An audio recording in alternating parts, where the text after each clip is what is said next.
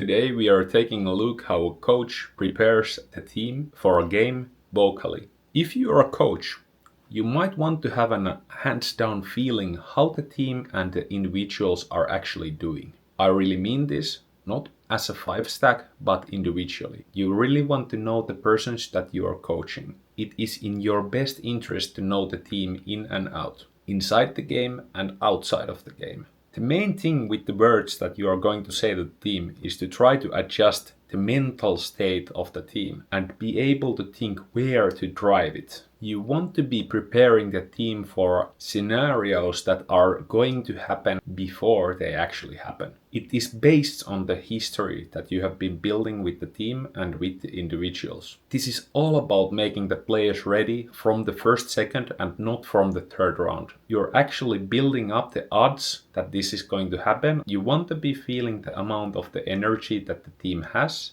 and try to adjust that. So the main goal is for you to have energy in your reserve. So if the team is feeling down, you want to bring the team up with your own energy. If the team has too much energy, you can try to think of ways of make it a little bit more balanced.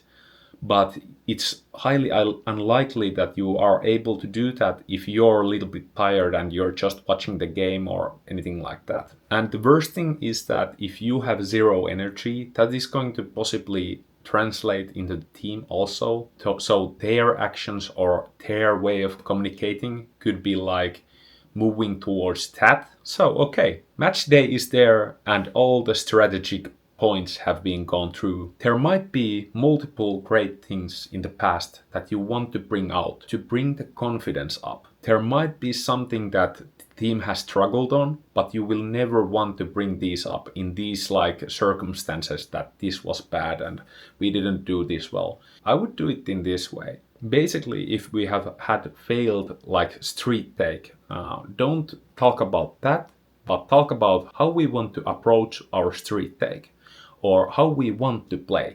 This is something that sweeps the negativity under the rug, and we are talking in the neutral or positive way of how we actually are going to play the game. So that is going to set us some key points where we want to focus on. But that is actually not the only things that we would like to focus on. Your team might have some core values how you would like to play the game. And that is something that you really want to go through. And you want to utilize your players by giving an examples on the core values, how they play out in the game. By giving an example, you are actually running through some scenarios in your own minds. And that is going to prepare you in the game in the way that you have actually played around before the game actually even starts. Let's say that it's communication. When I communicate this to you, I want to hear from you, okay, I'm with you. So that is some key detail in the communication. So it's not like monologue, but it's something that I'm getting a response from you, and that is what we need in the game to be able to play the game in the way that we want to play it. This prepares us with imaginary scenario with the success. We need to run these drills to get the players ready. When I'm pulling up this this and that are our core values, it's not something like this is going to be always what we are going to do and prepare the game for. If you're always running the same drills, the players might be starting to feel like, okay, we know this already, and it's more like a negative thing than positive thing. If in the tactical perspective there was takes for the individuals, this is the time where you want to pull up the sheets. So let's say that we are going to the ancient and you have 1 point to this player, 1 point to that player.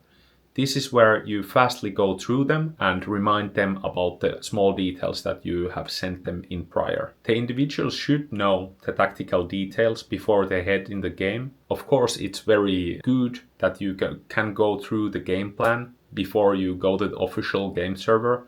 You're going through that maybe in the Discord or TeamSpeak or whatever, and you can go through it faster in the warm-up phase of the official match.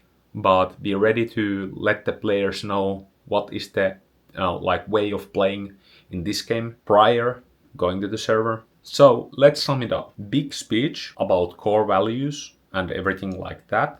What you have taught is necessary to bring up the players to be ready to play from the first second on. It can be anything. You have to know the players, you have to know what the game asks from you to tell them. Then comes the tactical takes that you have sent them. Go through them really quickly. Go through the game plan really quickly. And when you have done this, set your team ready to play.